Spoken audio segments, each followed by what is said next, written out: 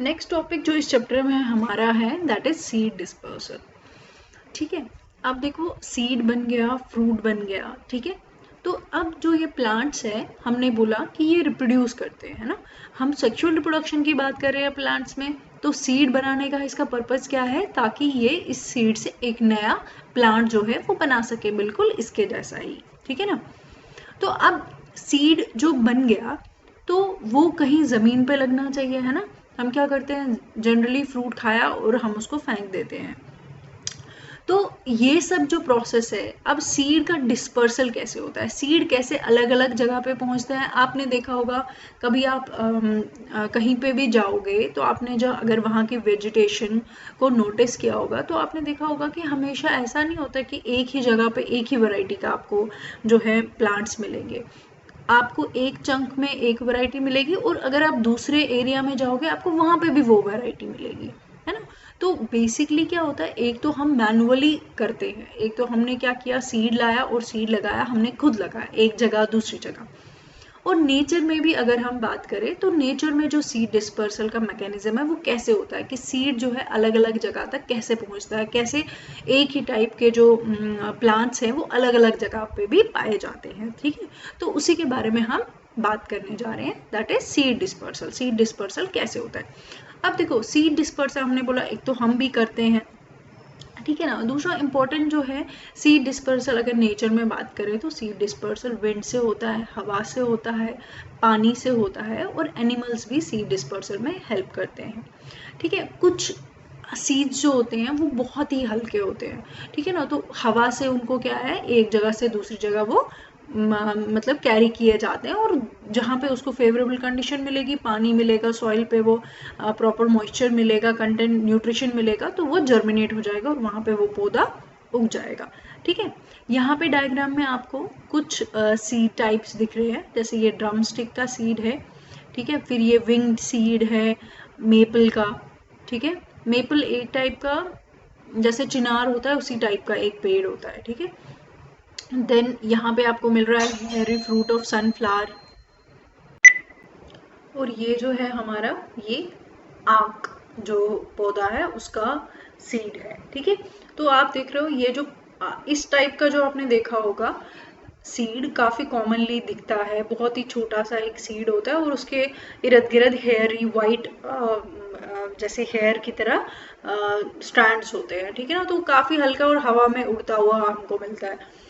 तो ये सब जो है प्लांट के मैकेनिज्म होते हैं सीड डिस्पर्सल के। सीड का अलग शेप, उसका वेट बहुत हल्का है तो वो हवा से भी पास ऑन हो जाएगा दूसरी जगह पे, और वहाँ पे जहाँ पे उसको अच्छा न्यूट्रिशन मिलेगा, अच्छी कंडीशंस प्रॉपर फेवरेबल मिलेंगी, वहाँ पे वो ग्रो कर जाएगा, ठीक है।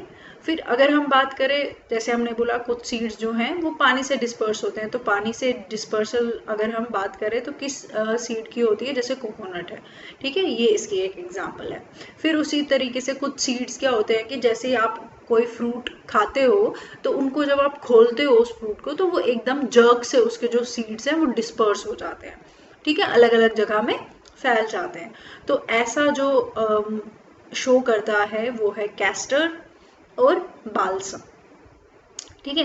Then there are other seeds, जैसे कि जो हमने बोला कि एनिमल्स जिनको डिस्पर्स करने में हेल्प करते हैं। आपने देखा होगा जो एनिमल्स होते हैं जैसे गाय या जो भी बकरी वगैरह, इनके स्किन पे क्या हो जाता है, इनके स्किन पे कुछ सीड्स जो है वो चिपक जाते हैं, ठीक है। तो आपने देखा होगा फिर जब ये एक जगह से दूसरी जगह जाते हैं तो इनके सीड्स जो हैं, ये जो सीड्स इनकी बॉडी पे लगे होंगे वो दूसरी जगह पे गिर जाएंगे और वहां पे वो जर्मिनेट करेंगे, ठीक है। तो इस टाइप के एग्जाम्पल है जेंथियम और यूरेना।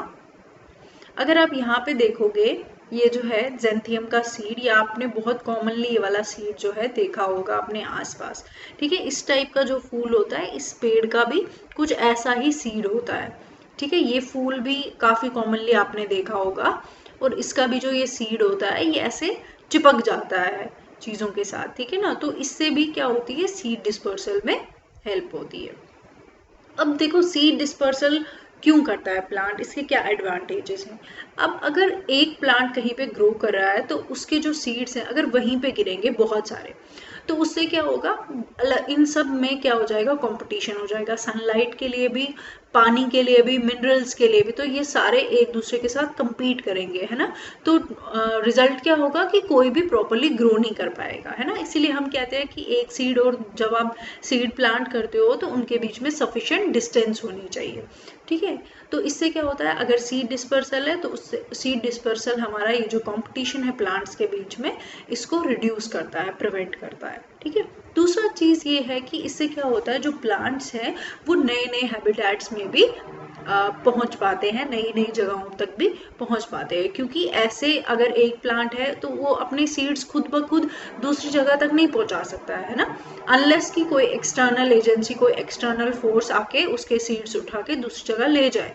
बट नेचर में अगर जैसे हम बोल रहे हैं कि जंगलों में या कहीं पे जहाँ पे अनडिस्टर्ब्ड है नेचर, तो वहाँ पे सीड डिस्पर्सल कैसे होगा, है ना। तो वहाँ पे जो है सीड डिस्पर्सल इन्हीं तरीकों से होता है, या तो हवा से होगा या पानी से हो, पानी में बह जाएगा, या एनिमल्स कैरी करते हैं एक जगह से दूसरी जगह। तो इससे क्या हमें मदद मिलती है, इससे क्या होता है कि ये जो प्लांट्स हैं ये सिर्फ एक ही जगह पे नहीं रह जाते, बल्कि दूसरी दूसरी जगहों पे भी ये प्लांट्स जो है वो ग्रो कर पाते हैं, ठीक है।